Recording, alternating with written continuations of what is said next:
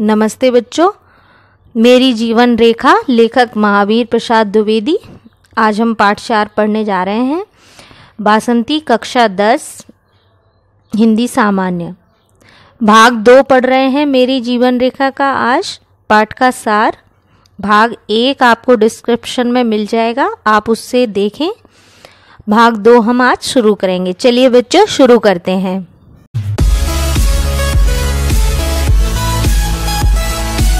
मेरे पितामह अलबत्ता संस्कृतज्ञ थे और अच्छे पंडित भी थे, यानी द्विवेदी जी के पिताजी को संस्कृत का अच्छा ज्ञान था। बंगाल की छावनियों में स्थित पलटनों को वे पुराण सुनाया करते थे, यानी बंगाल की छावनी में जो पलटन स्थित थी उसे वे पुराण सुनाया करते थे।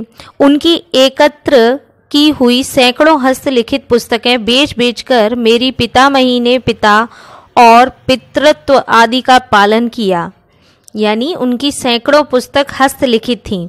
वयस्क होने पर 2-4 पुस्तकें मुझे भी घर में पड़ी मिली। मेरे पितृत्व दुर्गा प्रसाद नाम मात्र को हिंदी तथा कैथी जानते थे, पर उनमें नए नए किस्से बनाकर कहने की अद्भुत शक्ति थी, यानी वो अपनी बात को कहने के लिए किस्सों का भी माध्यम बनाते थे, लेकिन अपनी बात को वो स्पष्ट करते थे। रायबरेली जिले में दानशाह के गौरा के तत्कालीन ताल्लुकेदार भूपाल सिंह के यहाँ किस्से सुनाने के लिए वे नौकर थे। मेरे नाना और मामा भी संस्कृतज्ञ थे। मामा की संस्कृतज्ञता का परिचय स्वयं मैंने उनके पास बैठकर प्राप्त किया था। नहीं कह सकता शिक्षा प्राप्ति की तरफ प्रवृत्ति होने का संस्कार मुझे किससे हुआ, पिता से या पितामह से या अपने ही किसी पूर्वज के कृतकर्म से। बचपन ही से मेरा अनुराग तुलसीदास की रामचरितमानस और ब्रजवासी दास के ब्रजविलास पर हो गया था, यानी बचपन से ही मैंने तुलसीदास की रामचरितमानस को और ब्रजविलास नामक रचना को पढ़ा। फुटकर कवित्व भी मैंने सैकड़ों कंठस्थ कर लिए थे।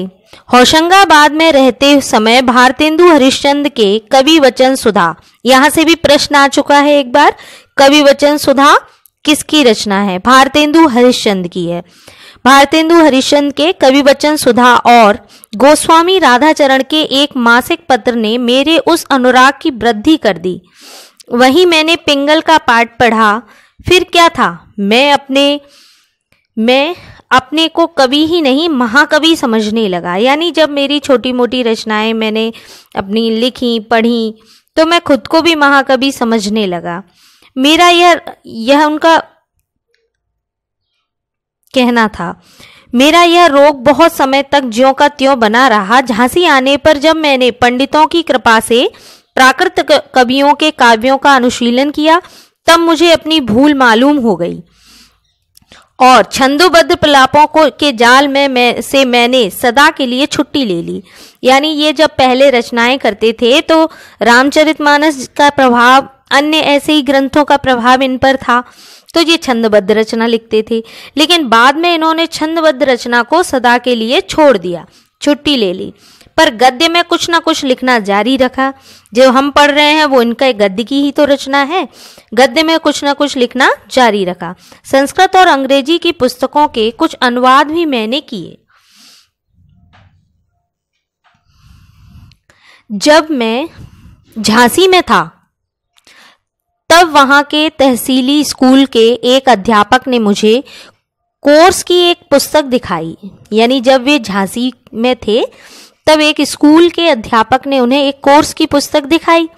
नाम था तृतीय रीडर, यानी उस किताब का नाम क्या था? तृतीय रीडर। उससे उनमें बहुत से दोष दिखाए। उसने क्या किया, उस पुस्तक से उसने बहुत सारे दोष उनको बताए कि इस पुस्तक में इतने दोष हैं। उस समय तक मेरी लिखी हुई कुछ समालोचनाएं प्रकाशित हो चुकी थीं। इससे उस अध्यापक ने मुझसे उस रीडर की भी आलोचना लिखकर प्रकाशित करने का बड़ा आग्रह किया। मैंने रीडर पढ़ी और अध्यापक महाशय की शिकायत को ठीक पाया, यानी उसमें अशुद्धियां थीं। नतीजा यह हुआ कि उसकी समालोचना मैंने पुस्तकालय पुस्तकागार में प्रकाशित की, यानी पुस्तकागार में उन्होंने प्रकाशित भी कर दी उसकी समालोचना कि इसमें ये कमियां हैं। इस रीडर का स्वत्वाधिकारी था प्रयाग का इंडियन प्रेस, यानी उस रीडर को निकालने वाली प्रेस प्रयाग में स्थित थी। अतएव इस समालोचना की बदौलत उससे सरस्वती पत्रिका का संपादन कार्य मुझे दे डालने की इच्छा प्रकट कर दी। यानी जब मैंने उसकी समालोचना की तो उसके जो सरस्वती पत्रिका के संपादन कार्य की जिम्मेदारी मुझ पर आ गई, मुझे डालने की, मुझ पर जिम्मेदारी सौंपने की बात कही गई। मैंने उसे स्वीकार कर लिया। ये घटना रेल की नौकरी छोड़ने के 1 साल पहले की थी। नौकरी छोड़ने पर मेरे मित्रों ने कई प्रकार से मेरी सहायता करने की इच्छा प्रकट की। किसी ने कहा, आओ मैं तुम्हें अपना प्राइवेट सेक्रेटरी बनाऊंगा। क्योंकि वे गुणी थे इसलिए सब चाहते थे कि इनसे हम अपना फायदा उठाएं, लेकिन वे सबकी सिर्फ सुनते थे। किसी ने लिखा, मैं तुम्हारे साथ बैठकर संस्कृत पढ़ूंगा। किसी ने कहा, मैं तुम्हारे लिए छापा खाना खुलवा दूंगा, इत्यादि। पर मैंने सबको अपनी कृतज्ञता की सूचना दे दी और लिख दिया कि अभी मुझे आपके सहायता दान की विशेष आवश्यकता नहीं। यानी जब सभी मित्रों ने उन्हें पत्र लिखकर उनकी सहायता ज्ञापित की, तब द्विवेदी जी ने ये कह दिया कि मुझे अभी आपके सहायता दान की अभी विशेष आवश्यकता नहीं है। ये उनके प्रति उत्तर में लिख भेजा। मैंने सोचा, यानी द्विवेदी जी खुद कह रहे हैं, मैंने सोचा अव्यवस्थित चित्त मनुष्य की सफलता में सदा संदेह रहता है। ये लाइन कई बार परीक्षा में पूछी जा चुकी है। इसका अर्थ है अव्यवस्थित चित्त, यानी जब मन अव्यवस्थित हो, इधर उधर की बातें सोच रहा हो, तो क्या ऐसा मन सफलता प्राप्त कर सकता है? यदि उसकी एकाग्रता प्रभावित हो जाए और एक काम करने की ओर संकल्पित ना हो, तो उस व्यक्ति की सफलता में सदा ही संदेह रहेगा। क्यों ना मैं अंगीकृत कार्य ही में अपनी सारी शक्ति लगा दूं, यानी जो कार्य मुझे सौंपा गया है मैं उसी में सारी शक्ति लगा दूं। प्रयत्न और परिश्रम की बड़ी महिमा है, अतएव सब तज हरि भज, यानी सब कुछ त्याग दो, हरि का भजन करो। कि मसल को चरितार्थ करता हुआ इंडियन प्रेस के प्रदत्त काम में ही मैं अपनी शक्ति खर्च करने लगा। यानी इंडियन प्रेस की जो जिम्मेदारी उनको मिली सरस्वती पत्रिका की, तो वो उसी में संलग्न हो गए। हाँ, जो थोड़ा बहुत अवकाश कभी मिलता तो मैं उसमें अनुवाद आदि का कुछ काम और करता था। समय की कमी के कारण मैं विशेष अध्ययन न कर सका। इसी से संपत्ति शास्त्र नामक पुस्तक को छोड़कर और किसी अच्छे विषय पर मैं कोई नई पुस्तक न लिख सका। यानी इंडियन प्रेस में काम करते हुए उन्होंने संपत्ति शास्त्र नामक पुस्तक लिखी। मेरी सेवा ने सरस्वती का प्रचार जैसे जैसे बढ़ता गया और मालिक का मैं जैसे जैसे अधिक विश्वास भाजक होता गया, यानी जैसे जैसे मालिक मुझ पर विश्वास करता गया, वैसे ही मेरी सेवा का बदला भी मिलता गया और मेरी आर्थिक स्थिति प्रायः वैसी ही हो गई जैसी रेलवे की नौकरी छोड़ने के समय थी। यानी स्थिति में थोड़ा सा सुधार हुआ। इससे मेरी कारगुजारी कम, दिवंगत बाबू चिंतामणि घोष की उदारता ही अधिक कारणीभूत थी। माने अभी भी उन्होंने दूसरों की सहानुभूति पर पूरा कार्यभार सौंप दिया। उन्होंने मेहनत की। उन्होंने मेरे संपादन स्वातंत्र में कभी बाधा नहीं डाली, यानी वे स्वतंत्रता पूर्वक अपना संपादन कार्य करते रहे। जो प्रेस के जो मालिक थे उन्होंने कभी कुछ नहीं कहा कि ये मत करो, ये करो।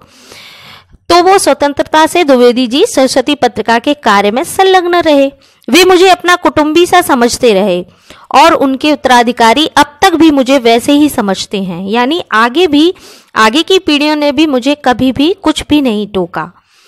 इस समय तो कितनी ही महारानियां हिंदी का गौरव बढ़ा रही थीं, यानी कितनी सारी पत्रिकाएं चल रही थीं, पर उस समय एकमात्र सरस्वती ही ऐसी पत्रिकाओं की रानी नहीं, पाठकों की सेविका भी थी। यानी द्विवेदी जी पहले पाठकों को आगे रखते थे, इसलिए वे सरस्वती पत्रिका को इतनी ऊंचाइयों पर ले जा सके। उन्होंने हमेशा सरस्वती पत्रिका के लिए पाठकों की भावनाओं को आगे रखा। तब उसमें कुछ छापना या किसी के जीवन चरित्र आदि का प्रकाशित करना जरा बड़ी बात समझी जाती थी। यानी तब जब सरस्वती पत्रिका अपनी चरम सीमा पर आई तब उसमें कुछ भी छपना एक बड़ी बात मानी जाती थी। दशा ऐसी होने के कारण मुझे कभी कभी बड़े बड़े प्रलोभन दिए जाते थे।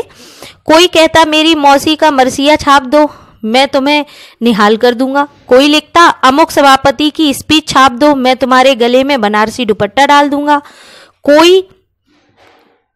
कोई आज्ञा देता मेरे प्रभु का सचित्र जीवन चरित्र निकाल दोगे तो तुम्हें एक बढ़िया घड़ी या पैरगाड़ी नजर की जाएगी। इन प्रलोभनों पर मैं बहरा और गूंगा बन जाता और सरस्वती में बड़ी मसाला जाने देता, वही मसाला जाने देता जिससे मैं पाठकों का लाभ समझता था। यानी सरस्वती पत्रिका में मैं केवल वही चीजें छापता था जिससे पाठक लाभान्वित होते थे। ये सारी चीजों पर, वो प्रलोभनों पर ध्यान नहीं देती थी। मैं उनकी रुचि का सदैव ख्याल रखता और ये देखता रहता कि मेरे किसी काम से उनको सतपथ से विचलित होने का साधन न प्राप्त हो। यानी पत्रिका में ऐसी कोई चीज न निकले या कोई भी ऐसी रचना न ज्ञापित हो जिससे सत्य के पथ से पाठक भटक जाए। संशोधन द्वारा लेखों की भाषा अधिक संख्यक पाठकों की समझ में आने लायक कर देता। यानी जो भी रचना छपने के लिए आती सरस्वती पत्रिका में, यह स्वयं उसकी भाषा में कुछ अरबी, फारसी, तत्सम तद्भव शब्दों का परिवर्तन कर देते और उस भाषा को, उस रचना को अपने पाठकों के अनुकूल बनाकर सरस्वती पत्रिका में छापते थे।